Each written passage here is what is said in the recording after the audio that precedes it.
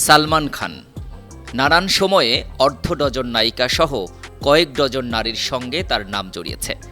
কখনো সঙ্গীতা বিজলানি, শমী আলী, আবার কখনো ঐশ্বরিয়া রায় বা ক্যাটরিনা কাইফের সাথে তার সম্পর্ক হয়ে উঠেছে টক অব দি বলিউড। কার্ডে সঙ্গীতা বিজলানির নামের সঙ্গে তার নামটা ছাপা হলেও বিয়েটা শেষ পর্যন্ত হয়নি। এজন্য নিজেকে দায়ী বলে দাবি করেছেন ওই সময়ে সম্পর্কে থাকা হট অভিনেত্রী শমী আলী। পরে শমীকে ছেড়ে ঐশ্বর্য রায়ের সঙ্গে তার অ্যাফেয়ার আজও বলিউডের অন্যতম চর্চার বিষয়। কিন্তু জানেন কি তার প্রথম প্রেমিকা কে ছিলেন, কি করছেন এখন তিনি? বলিউড অভিনেত্রী শাহিন বানু তার অর্থাৎ সালমান খানের প্রথম গার্লফ্রেন্ড ছিলেন। মুম্বাই সেন্ট জেভিয়ার্সে পড়ার সময় ১৯ বছরের সালমান পাগল ছিলেন শাহিনের জন্য।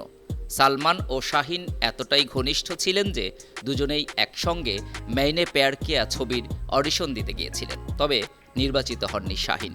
এই ছবির জন্য সালমান খান ও ভাগ্যশ্রীকে বেছে নেওয়া হয়েছিল। শাহিনকে বেছে নিলে ভাগ্যশ্রীর বদলে তিনিই হতেন ওই ছবির নায়িকা। তাহলে শাহিন বানুর নাম কেন নেওয়া হয় না? এতদিন কেনই বা আড়ালে ছিলেন তিনি? এর বড় কারণ হিসেবে মনে করা হয় সালমান খানের বয়স তখন ১৯ বছর। মুম্বাইয়ের সেন্ট জেভিয়ার্স কলেজে স্নাতকের দ্বিতীয় বর্ষে ছিলেন। এর অর্থ সালমান তখন মোটেও জনপ্রিয় ছিলেন না, এটা সেই সময়ের কথা। আর শাহিন বানু তখনও শাহিন বানু হয়ে ওঠেননি, পরিচিত ছিলেন শাহিন জাফরি হিসাবে। সালমান শাহিনের সম্পর্ক কিভাবে শুরু হয়?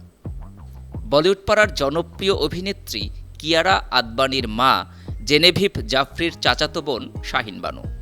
জেনেভিভই তাদের দুজনকে পরিচয় করিয়ে দিয়েছিলেন।